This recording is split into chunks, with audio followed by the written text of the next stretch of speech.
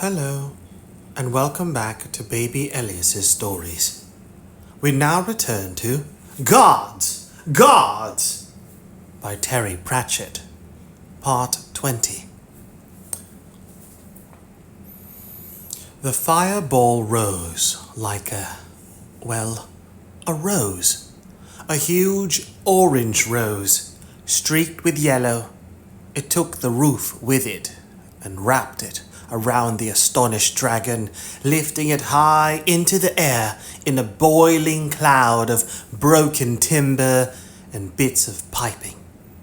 The crowd watched in bemusement as the super-hot blast flung it into the sky and barely noticed Vimes as he pushed his way, wheezing and crying through the press of bodies.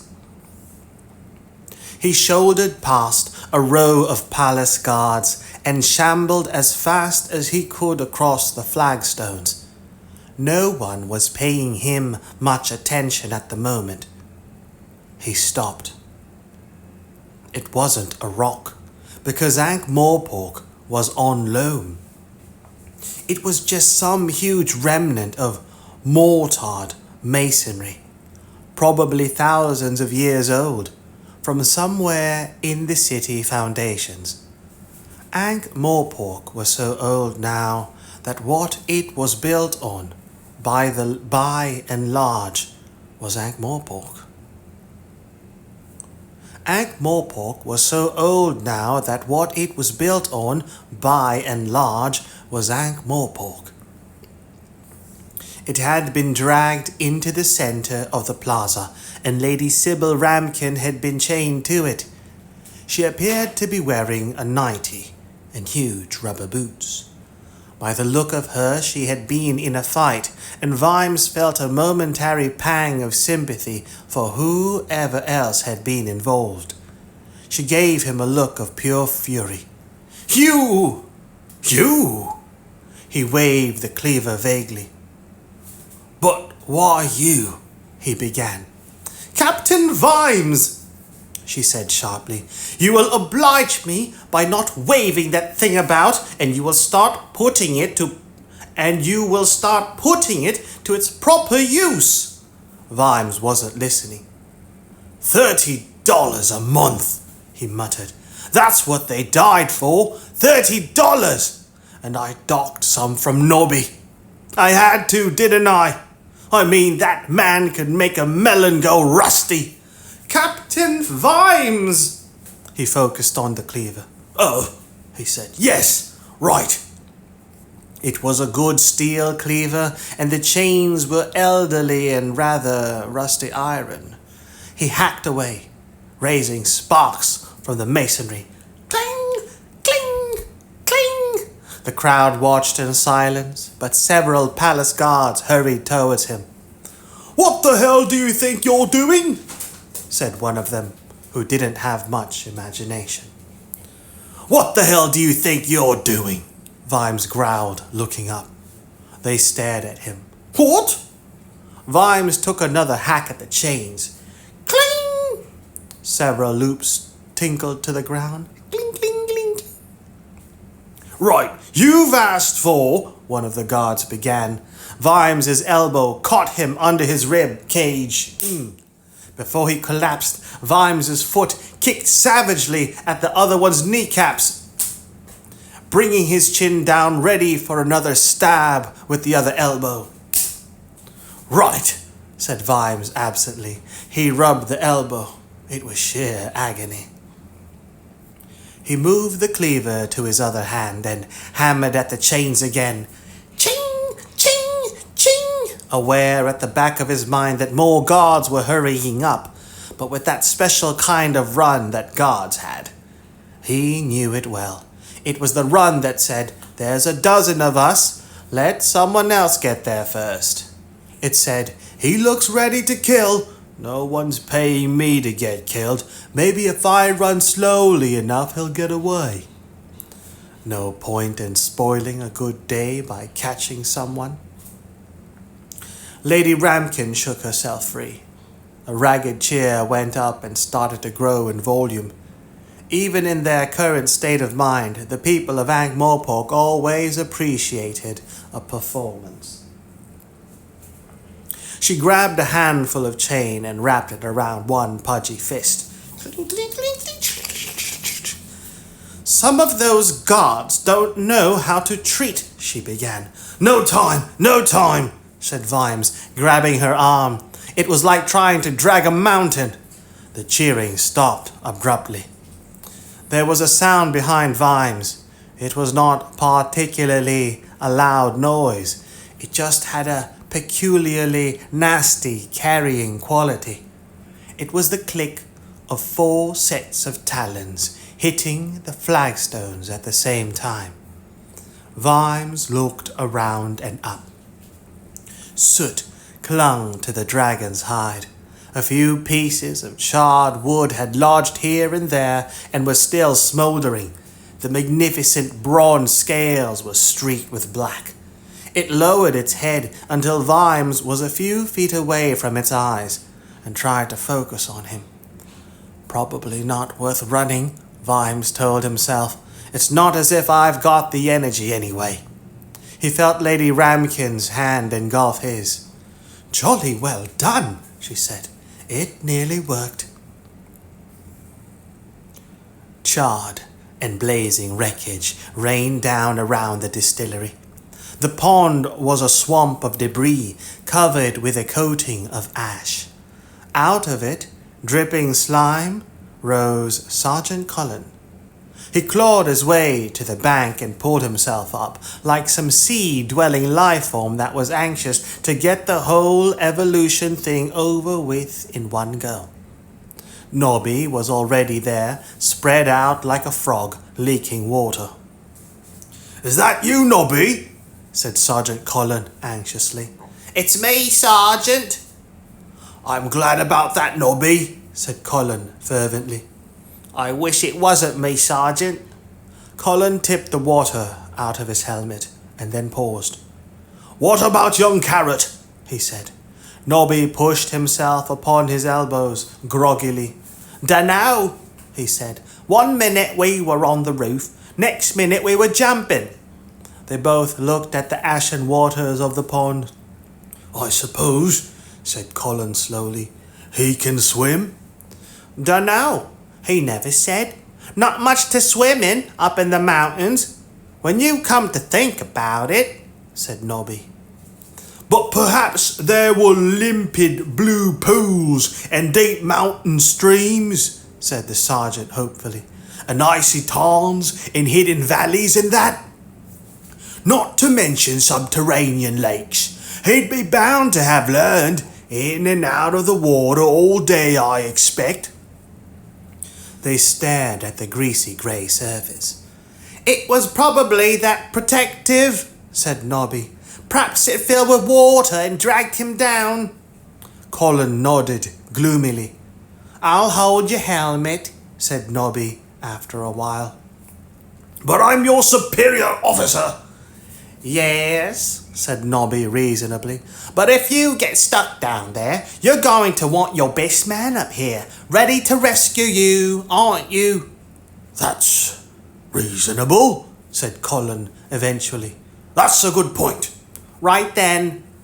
"Drawback is, though." "What?" "I can't swim," Colin said. "How did you get out of that then?" Colin shrugged. "I'm a natural floater." Their eyes, once again, turned to the dankness of the pond. Then Colin stared at Nobby.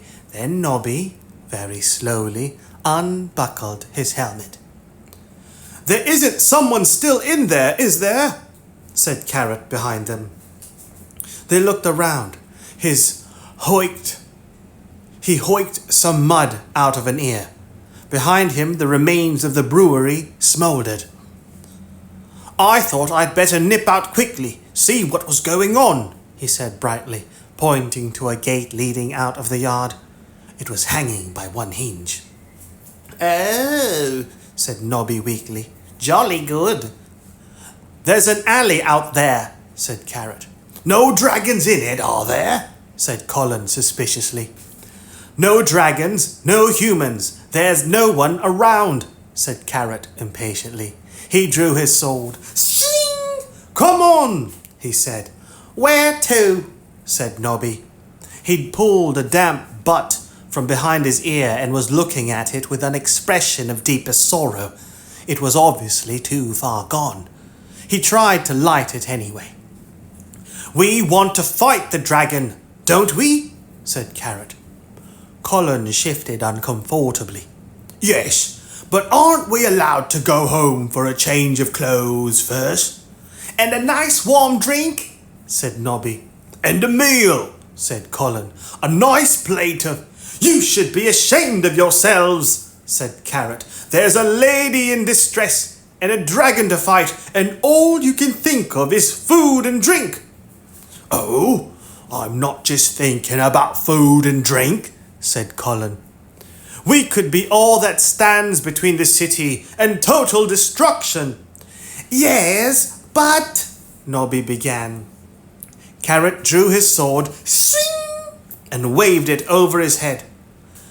Captain Vimes would have gone, he said. All for one! He glared at them and rushed out of the yard. Colin gave Nobby a sheepish look. Young people today, he said. All for one what? Said Nobby. The sergeant sighed. Come on then. Oh, all right. They staggered out into the alley. It was empty. Where'd he go? Said Nobby.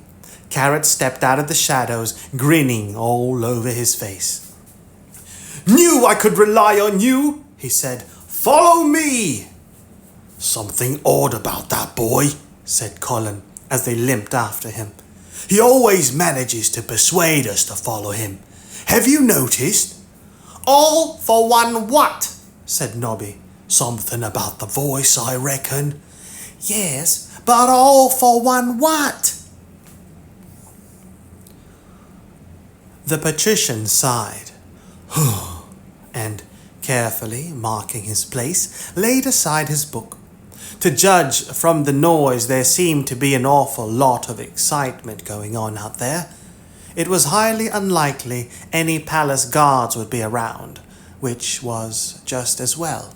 The guards were highly trained men, and it would be a shame to waste them. He would need them later on. He padded over to the wall and pushed a small block that looked exactly like all the other small blocks. No other small block, however, would have caused a section of flagstone to grind ponderously aside. There was a carefully chosen assortment of stuff in there. Iron rations, spare clothes, several small chests of precious metals and jewels, tools, and there was a key. Never build a dungeon you couldn't get out of. The patrician took the key and strolled over to the door. As the wards of the lock slid back in their well-oiled grooves, he wondered again, clink, clink, whether he should have told Vimes about the key. But the man seemed to have got so much satisfaction out of breaking out, it would probably have been positively bad for him to have told him about the key. Anyway, it would have spoiled his view of the world. He needed Vimes and his view of the world. Lord Veterinary swung the door open, clang, and silently strode out into the ruins of his palace. They trembled as, for the second time in a couple of minutes, the city rocked. The dragon kennels exploded. The windows blew out. The door left the wall ahead of a great billow of black smoke and sailed into the air, tumbling slowly to plow into the rhododendrons. Something very energetic and hot was happening in that building. More smoke poured out, thick and oily and solid. One of the walls folded in on itself, and then another one toppled sluggishly onto the lawn. Swamp dragons shot determinedly out of the wreckage like champagne corks, wings whirring frantically. Still the smoke unrolled, but there was something in there, some point of fierce white light that was gently rising. It disappeared from view as it passed a stricken window, and then with a piece of roof tile still spinning on the top of his head, Errol climbed above his own smoke and ascended into the skies of Ankh-Morpork. The sunlight glinted off his silver scales as he hovered about 100 feet up, turning slowly, balancing nicely on his own flame. Vimes, awaiting death in the plaza, realized that his mouth was hanging open. He shut it again. There was absolutely no sound in the city now but the noise of Errol's ascent. They can rearrange their own plumbing, Vimes told himself bemusedly, to suit circumstances. He's made it work in reverse. But his thingies, his genes, surely he must have been halfway to it anyway. No wonder the little bugger has got such stubby wings. His body must have known he wasn't going to need them, except to steer. Good grief, I'm watching the first ever dragon to flame backwards. He risked a glance immediately above him. The great dragon was frozen, its enormous bloodshot eyes concentrating on the tiny creature. With a challenging roar of flame and a pummeling of air, the king of Ankh-Morpork rose, all thought of mere humans forgotten. Vimes turned sharply to Lady Ramkin. "How do they fight?" he said urgently. "How do dragons fight?" That is, well, they just flap at each other and blow flame," she said. "Swamp dragons, that is. Who's ever seen a noble dragon fight?" She patted her nightie. "I must take some notes. I've got my memo book somewhere." "In your nightshirt?" "It's amazing how ideas come to one in bed, I've always said." Flames roared into the space where Errol had been, but he wasn't there. The king tried to spin in mid-air. The little dragon circled in an easy series of smoke rings, weaving a cat's cradle in the sky with a huge adversary gyrating helplessly in the middle. More flames, hotter and longer, stabbed at him and missed. The crowd watched in breathless silence. "Hello, Captain," said an ingratiating voice. Vimes looked down. A small and stagnant pond disguised as Nobby grinned sheepishly up at him. "I thought you were dead," he said. "We're not," said Nobby. "Oh, good." There didn't seem much else to say. "What do you reckon on the fight, then?" Vimes looked back up. Smoke trails spiraled across the city. "I'm afraid it's not going to work," said Lady Ramkin. "Oh, hello, Nobby." "Afternoon, ma'am," said Nobby, touching what he thought was his forelock. "What do you mean it's not going to work?" said Vimes. "Look at him go. It hasn't hit him yet." "Yes, but his flame has touched it several times. It doesn't seem to have any effect. It's not hot enough, I think. Oh, he's dodging well, but he's got to be lucky every time. It has only got to be lucky once." The meaning of this sank in. "You mean," said Vimes, "all this is just show? He's just doing it to impress?" "It's not his fault," said Colin, materializing behind them. "It's like dogs in it. Doesn't really dawn on the poor little bugger that he's up against a big one. He's just ready for a scrap." Both dragons appeared to realize that the fight was the well-known Klatchian standoff. With another smoke ring and a billow of white flame, they parted and retreated a few hundred yards. The king hovered, flapping its wings quickly. Height, that was the thing. When dragon fought dragon, height was always the thing. Errol balanced on his flame. He seemed to be thinking. Then he nonchalantly kicked his back legs out, as though hovering on your own stomach gases was something dragons had mastered over millions of years. Somersaulted and fled. For a moment he was visible as a silver streak, and then he was out over the city walls and gone. A groan followed him. It came from 10,000 throats. Oh! Vimes threw up his hands. "Don't you worry, Gov," said Nobby quickly. He's probably gone to have a drink or something. Maybe it's the end of round 1 or something." "I mean, he ate our kettle and everything," said Colin uncertainly. "He wouldn't just run away after eating a kettle. Stands to reason. Anyone who could eat a kettle wouldn't run away from anything." "And my armor polish," said Carrot. "It was nearly a whole $1 for the tin." "There you are then," said Colin. "It's like I said." "Look," said Vimes, as patiently as he could manage. "He's a nice dragon. I liked him as much as you. A very nice little chap. But he's just done the sensible thing, for God's sake. He's not going to get burned to bits just to save us. Life just doesn't work like that. You might as well face it." Overhead, the great dragon strutted through the air and flamed a nearby tower. It had won. "I've never seen that before," said Lady Ramkin. "Dragons normally fight to the death. Dragons normally fight to the death." "At least they've bred one who's sensible," said Vimes morosely. "Let's be honest. The chances of a dragon the size of Errol beating something that big are 1,000,000 to 1. There was one of those silences you get after one clear, bright note has been struck and the world pauses. The rank looked at one another. "1,000,000 to 1? asked Carrot nonchalantly. "Definitely," said Vimes. "1,000,000 to 1.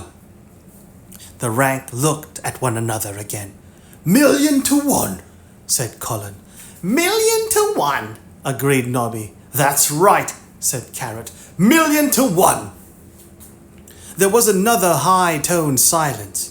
The members of the rank were wondering who was going to be the first to say it. Sergeant Colin took a deep breath. "But it just might work," he said. "What are you talking about?" snapped Vimes. "There's no..." Nobby nudged him urgently in the ribs and pointed out across the plains. There was a column of black smoke out there. Vimes squinted. Running ahead of the smoke, speeding over the cabbage fields and closing fast, was a silvery bullet.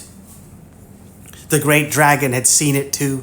It flamed defiance and climbed for extra height, mashing the air with its enormous wings. Now Errol's flame was visible, so hot as to be almost blue. The landscape rolled away underneath him at an impossible speed, and he was accelerating. Ahead of him, the king extended its claws. It was almost grinning. Errol's going to hit it, Vimes thought. Gods help us all. It'll be a fireball. Something odd was happening out in the fields. A little way behind Errol, the ground appeared to be ploughing itself up, throwing cabbage stalks into the air. A hedgerow erupted in a shower of sawdust.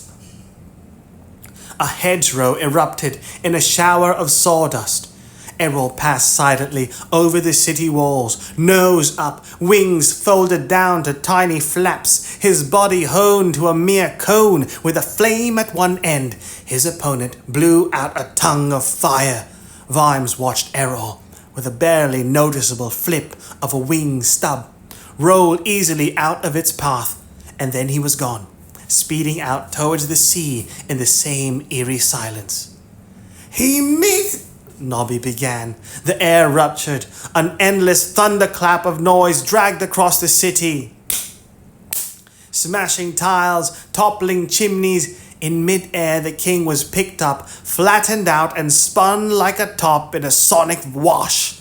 Vimes, his hands over his own ears, saw the creature flame desperately as it turned and became the center of a spiral of crazy fire. Magic crackled along its wings. It screamed like a distressed foghorn. Then, shaking its head dazedly, it began to glide in a wide circle. Vimes groaned. It had survived something that tore masonry apart. What did you have to do to beat it? You can't fight it, he thought. You can't burn it. You can't smash it. There's nothing you can do to it. The dragon landed. It wasn't a perfect landing. A perfect landing wouldn't have demolished a row of cottages.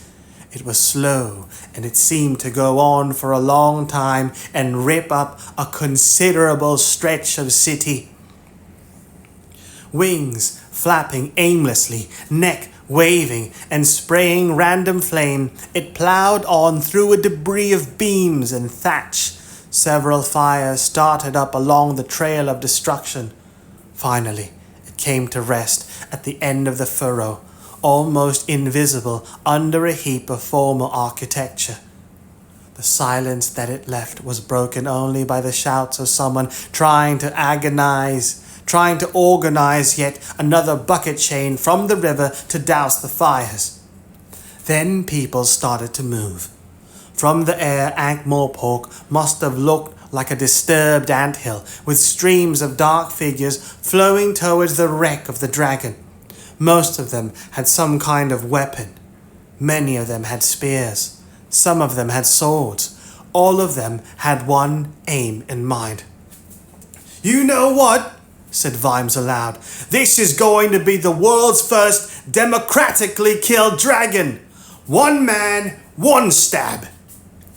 "Then you've got to stop them. You can't let them kill it," said Lady Ramkin. Vimes blinked at her. "Pardon?" he said. "It's wounded." "Lady, that was the intention, wasn't it?" "Anyway, it's only stunned," said Vimes. "I mean, you can't let them kill it like this," said Lady Ramkin insistently. "Poor thing." "What do you want to do then?" demanded Vimes, his temper unraveling. "Give it a strengthening dose of tar oil and a nice comfy basket in front of the stove?" "It's butchery." "Suits me fine." "But it's a dragon. It's just doing what a dragon does. It never would have come here if people had left it alone." Vimes thought it was about to eat her, and she can still think like this. He hesitated. Perhaps that did give you the right to an opinion. Sergeant Cullen sidled up as they glared white-faced at one another and hopped desperately from one squelching foot to the other. "You better come at once, Captain," he said. "It's going to be bloody murder." Vimes waved a hand at him. "As far as I'm concerned," he mumbled, avoiding Sybil Ramkin's glare, "it's got it coming to it." "It's not that," said Cullen. "It's Carrot. He's arrested the dragon." Vimes paused. "What do you mean, arrested?" he said. "You don't mean what I think you mean, do you?" "Could be, sir," said Cullen uncertainly. "Could be. He was up on the rubble like a shot, sir, grabbed it by a wing and said, 'You're Nick, chummy, sir.' Couldn't believe it, sir. Sir, the thing is..." "Well?" The sergeant hopped from one foot to the other. "You know you said prisoners weren't to be molested, sir." It was quite a large and heavy roof timber, and it scythed quite slowly through the air. But when it hit people, they rolled backwards and stayed hit.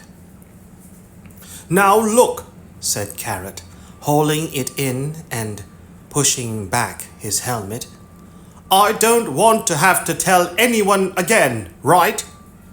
Vimes shouldered his way through the dense crowd, staring at the bulky figure atop the mound of rubble and dragon. Carrot turned slowly.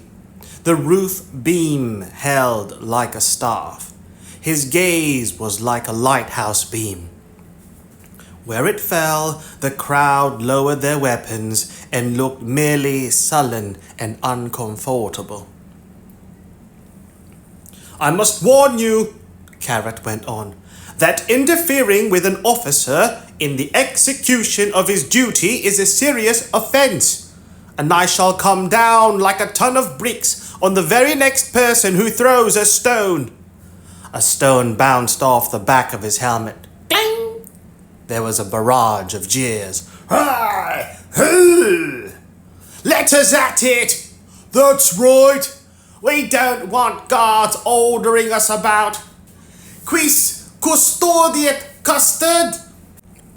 Quis custodiet custard is a playful take on the well-known Latin phrase quis custodiet ipsos custodes, which translates to "Who will guard the guards themselves?" Terry Pratchett's Discworld novels use the phrase substituting custard for custodes, creating a humorous and absurd question about who watches those who watch. "Quis custodiet custard?" "Yeah, right!" Vimes pulled the sergeant towards him. "Go and organize some rope. Lots of rope. As thick as possible. I suppose we can, tie its wings together maybe, and bind up its mouth so it can't flame." Cullen peered at him. "Are you serious, sir? We're really going to arrest it?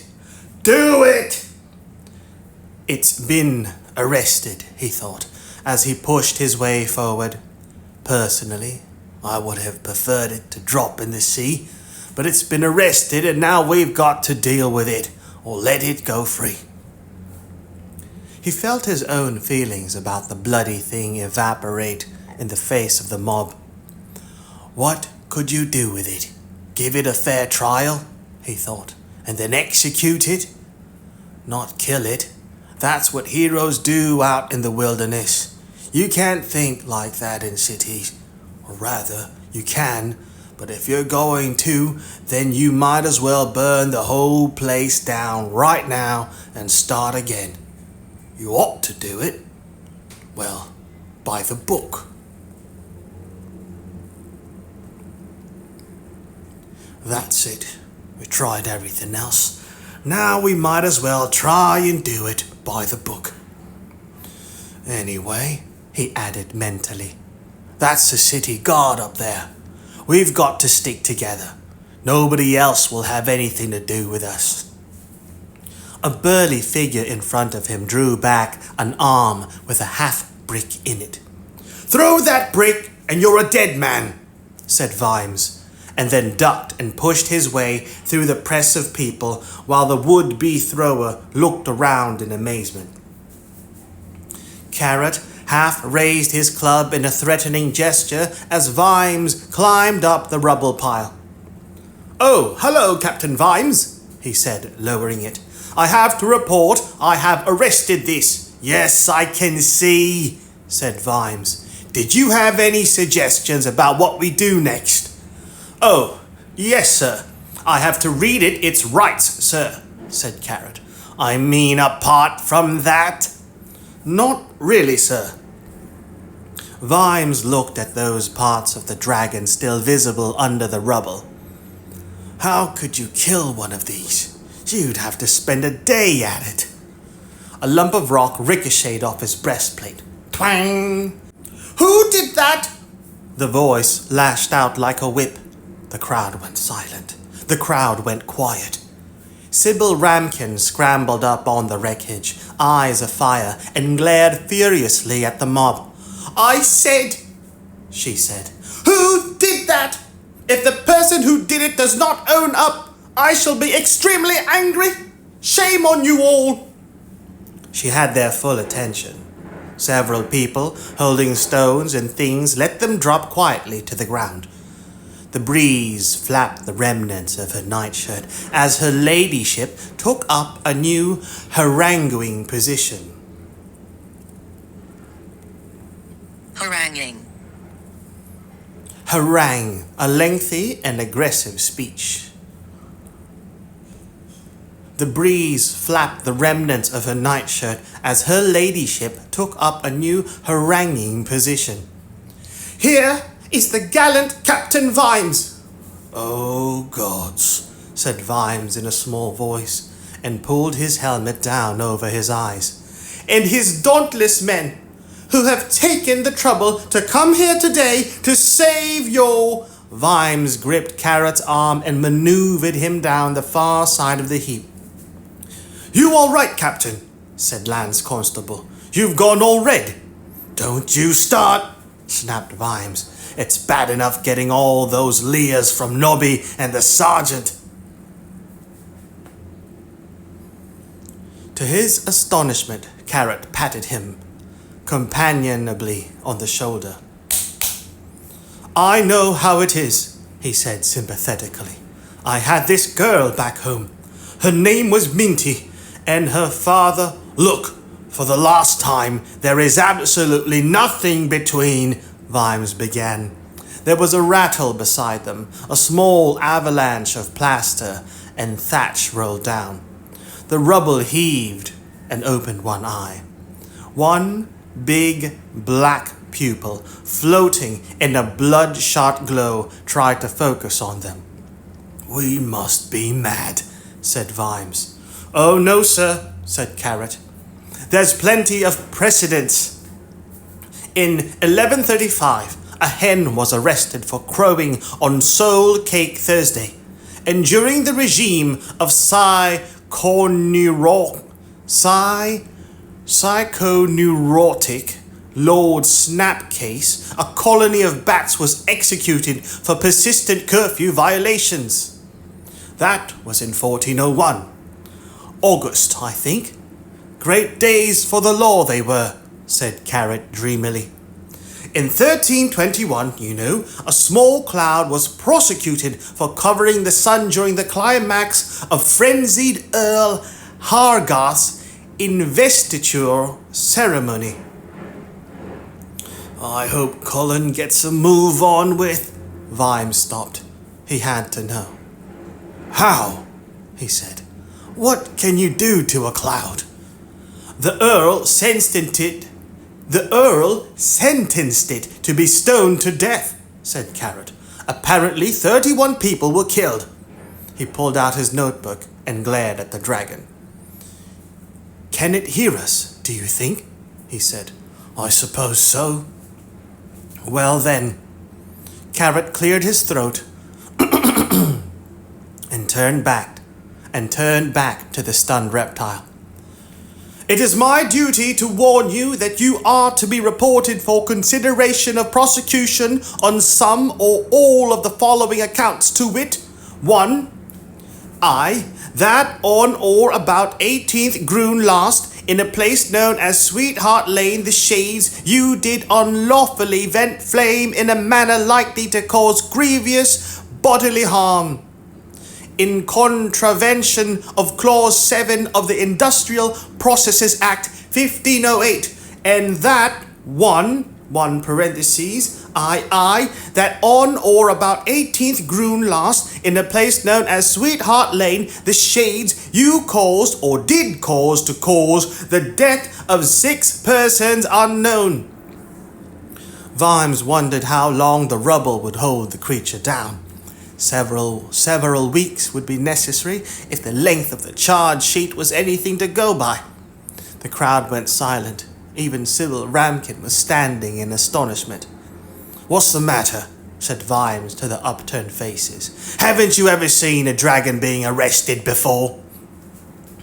16 parentheses 3 On the night of Grune 24 last, you did flame or caused to flame those premises known as the Old Watch House, Ankh-Morpork, valued at $200, and that 16 parentheses 3 on the night of Grune 24th last, upon being apprehended by an officer of the watch in the execution of his duty.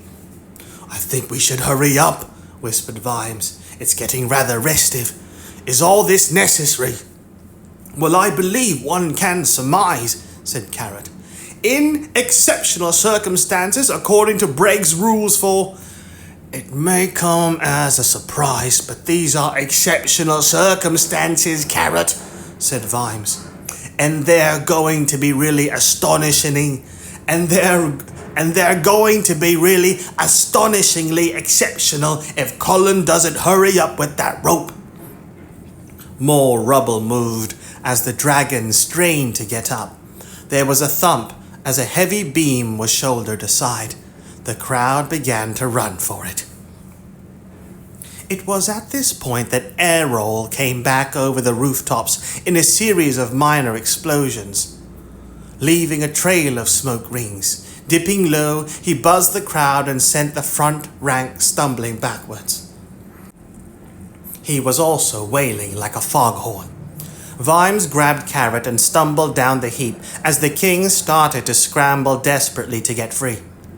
"He's come back for the kill," he shouted. "It probably took him all this time just to slow down."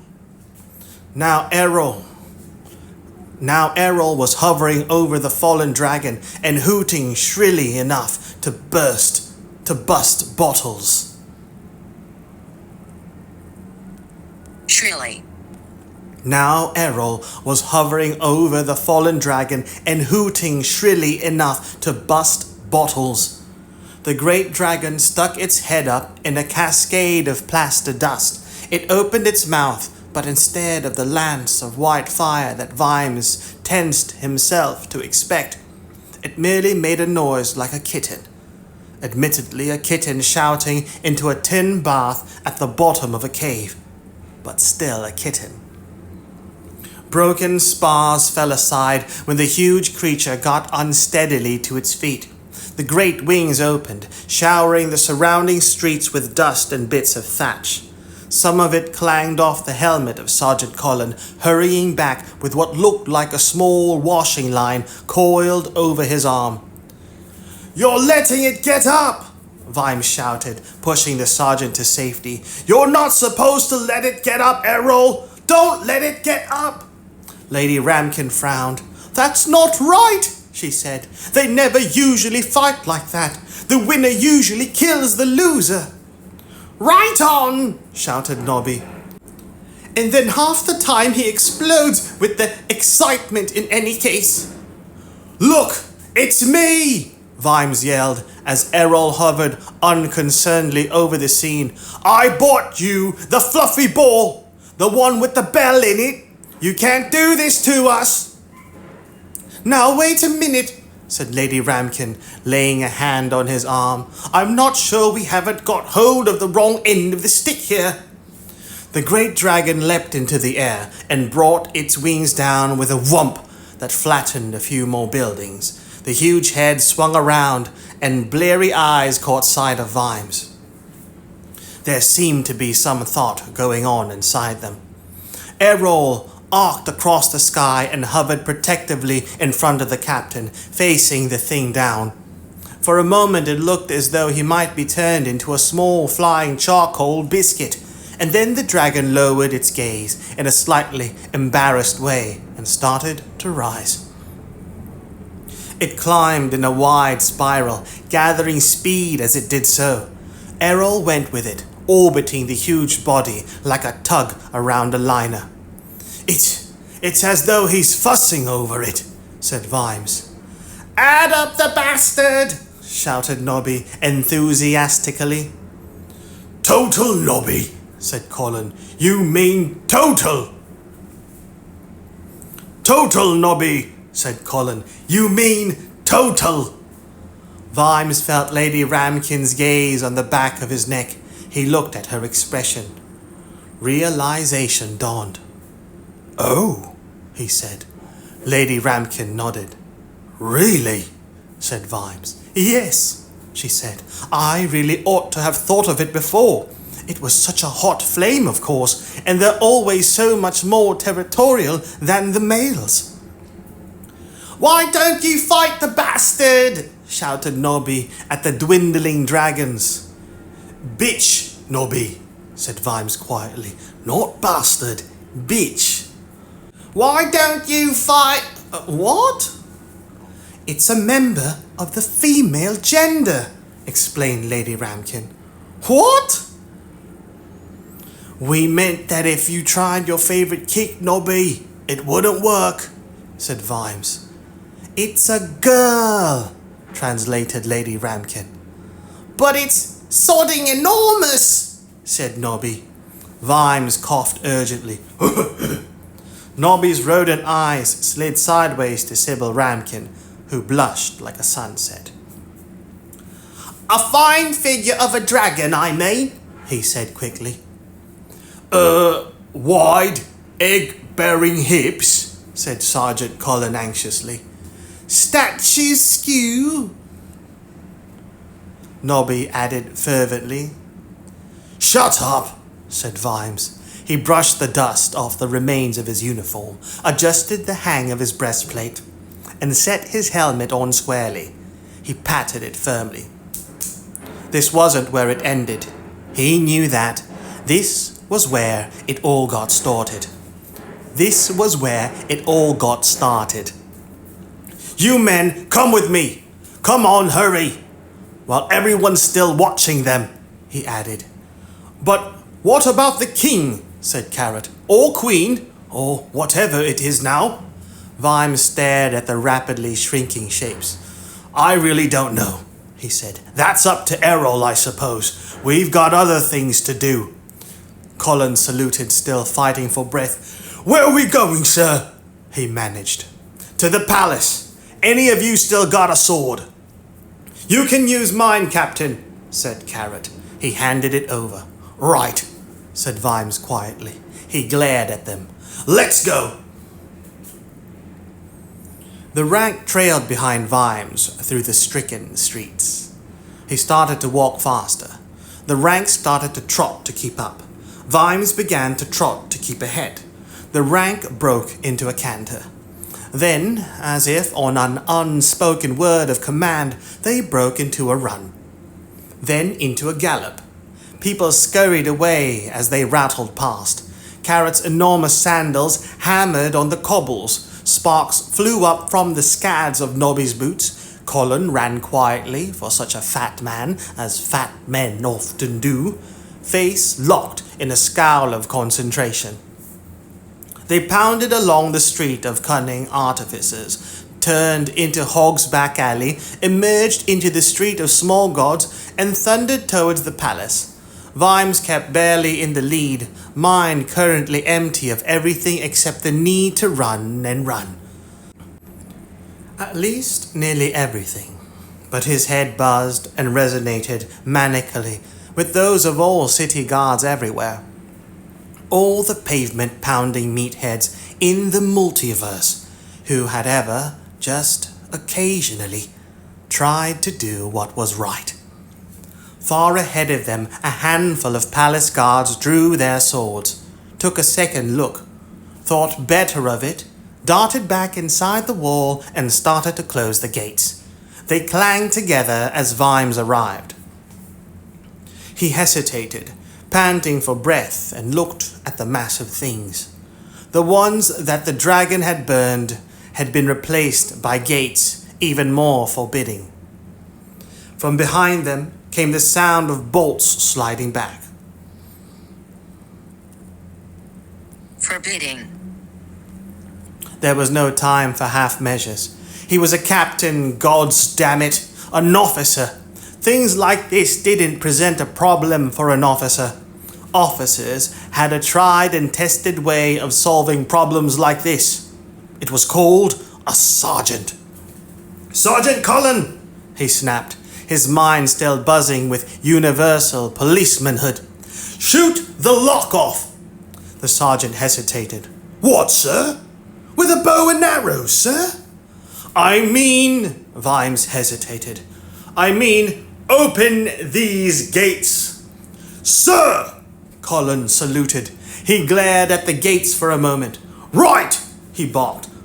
Lance Constable Carrot, one step forward, take! Lance Constable Carrot, inna yora ona timer, open these gates, sir! Yes, sir! Carrot stepped forward, saluted, folded an enormous hand into a fist, and rapped gently on the woodwork. "Open up," he said, "in the name of the law." There was some whispering on the other side of the gates. And eventually a small hatch halfway up the door slid open a fraction, and a voice said, "Why?" "Because if you don't do it, we'll be impeding an officer of the watch in the execution of his duty. Because if you don't, it will be impeding an officer of the watch in the execution of his duty, which is punishable by a fine of not less than $30, 1 month's imprisonment, or being remanded in custody for social inquiry reports and half an hour with a red-hot poker," said Carrot. There was some more muffled whispering. The sound of bolts being drawn. Clink, clink, and then the gates opened about halfway. There was no one visible on the other side. Vimes put a finger to his lips. He motioned Carrot towards one gate and dragged Nobby and Colin to the other. "Push," he whispered. They pushed hard. There was a sudden eruption of pained cursing from behind the woodwork. "Run!" shouted Colin. "No!" shouted Vimes. He walked around the gate. 4 semi-crushed palace guards glowered at him. "No," he said. "No more running. I want these men arrested."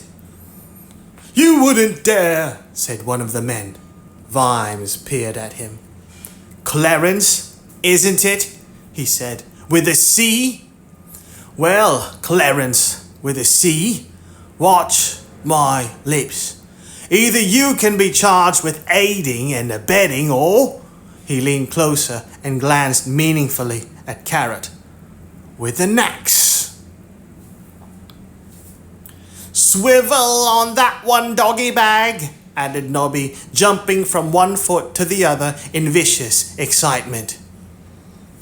Clarence's little piggy eyes glared at the looming bulk that was Carrot, and then at Vimes's face. There was absolutely no mercy there. He appeared to reach a reluctant decision. "Jolly good," said Vimes. "Lock them in the gatehouse, Sergeant." Colin drew his bow and squared his shoulders. "You heard the man," he rasped. "One false move and you're... He took a desperate stab at it. "Your home economics." "Yeah, slam him up in the banger," shouted Nobby. If worms could turn, Nobby was revolving at generating speeds. "Doucheballs," he sneered at their retreating backs. "Aiding and abetting what, Captain?" said Carrot as the weaponless guards trooped away. "You have to aid and abet something." I think in this case it will just be generalized abetting," said Vimes. "Persistent and reckless abetment."